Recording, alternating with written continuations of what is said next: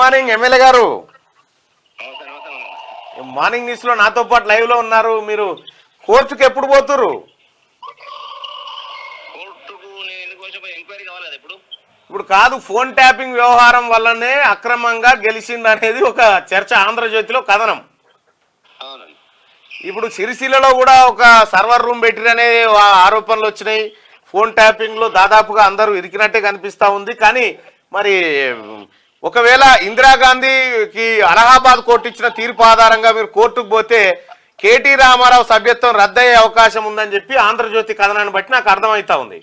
మీరు వకీలు కూడా, ఇది ఎంతవరకు నిజం? తప్పకుండా 100% ఎందుకంటే అక్రమాలకు పాల్పడితే ఎలక్షన్ కమిషన్ యొక్క రూల్స్ లోనే ఇది అవినీతి అక్రమాలకు పాల్పడ్డప్పుడు డిస్క్వాలిఫికేషన్ అనేది ఉంటుంది. అందులో డెఫినెట్ గా ఇప్పుడు నేను ఇచ్చిన ఎంక్వైరీ ఏదైతే అన్నో నెట్వర్క్ ప్రాబ్లం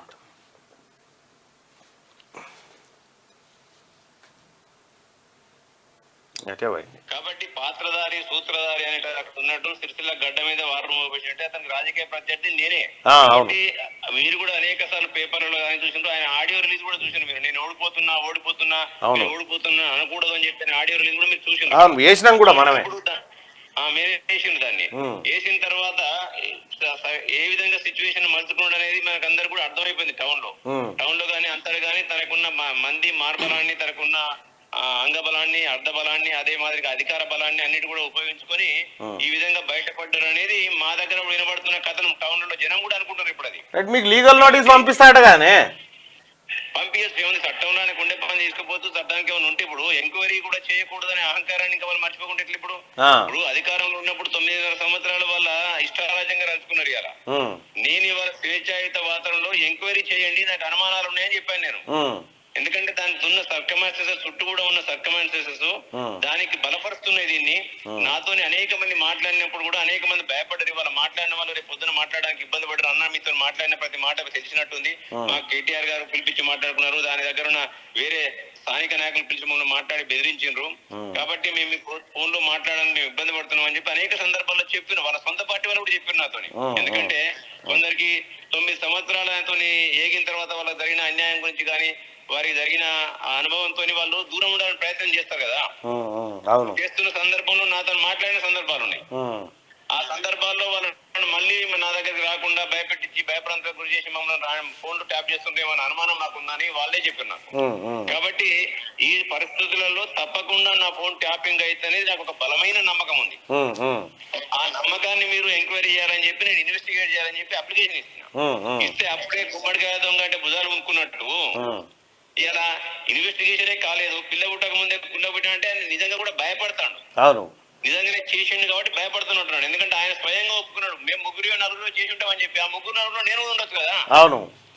ముఖ్యమంత్రి గారు ఉండొచ్చు, రేవంత్ రెడ్డి గారు ఉండొచ్చు, కానీ ఆయన రాజకీయ ప్రత్యర్థి నేనే కాబట్టి అక్కడ నేను కూడా ఉండొచ్చు కదా. అదే నా అనుమానం. ఇప్పుడు ఆ అనుమానాన్ని నివృత్తి చేయాలి, దాని మీద ఎంక్వైరీ చేయాలి, నిష్పక్షపాతమైన ఎంక్వైరీ చేయాలని చెప్పి నేను కమిషనర్ ఆఫ్ పోలీస్ గారికి నేను ఒక మెమోరాండం ఇవ్వడం జరిగింది. దాని మీద ఆయన నేను డిఫమేషన్ సూట్ చేస్తా సార్ అంటే నీకు మీద అసలు ఇప్పటికీ అధికారం కోల్పోయినా నీ అహంకారం తగ్గలేదా? ఇంకా నువ్వు అహంకారం చట్టపరంగా నీకు రావాల్సిన రెమెడీస్ కానీ చట్టపరంగా నువ్వు తీసుకోవాల్సిన చర్యగా తీసుకుంటే మాకు అభ్యంతరం లేదు.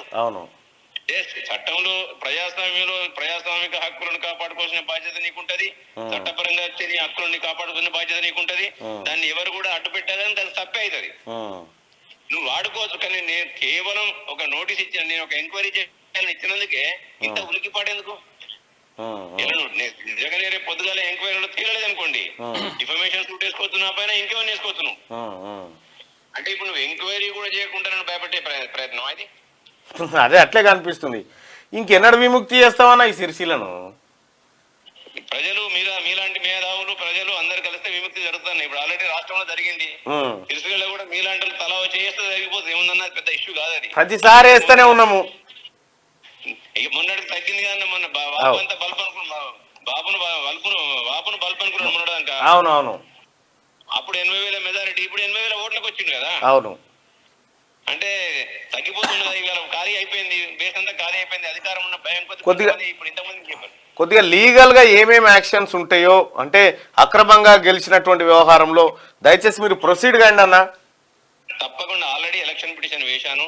ఆయన కొన్ని ఇప్పుడు ఆస్తులు కొన్ని ఆస్తులు ఏ విధంగా సంక్రమించినాయి ఏంటంటే దాని మీద ఒక ఈపీ ఆల్రెడీ పెండింగ్ ఉంది ఎలక్షన్ పిటిషన్. దీనిపైన కూడా చూసి చట్టపరంగా దీని ఎంక్వైరీలో ఏం రిపోర్ట్ వస్తుందో దానిపైన కూడా చూసి తప్పకుండా అవినీతి అక్రమాలకు పాల్పడితే ఎలక్షన్ కమిషన్ రూల్స్ ఒప్పుకోవు, ఆ ఎన్నిక చెల్లనేరదు. కాబట్టి దానిపైన కూడా చట్టపరమైన చర్యలు తీసుకోవడానికి వెనకడుగు వేయనని చెప్పి మీ ముఖంగా నేను తెలియజేస్తున్నాను ఇవాళ. అన్న థ్యాంక్ యూ అన్న, thank you so much. Right, అది మొత్తానికి అవకాశాలు అయితే ఇచ్చేసిండు అందరికీ. తెలంగాణ రాష్ట్రంలో బీఆర్ఎస్ ఎమ్మెల్యేల పదవులు ఉంటాయా పోతాయా, ఫోన్ వ్యవహారంలో ఏం జరగబోతుంది అనేది చూద్దాం.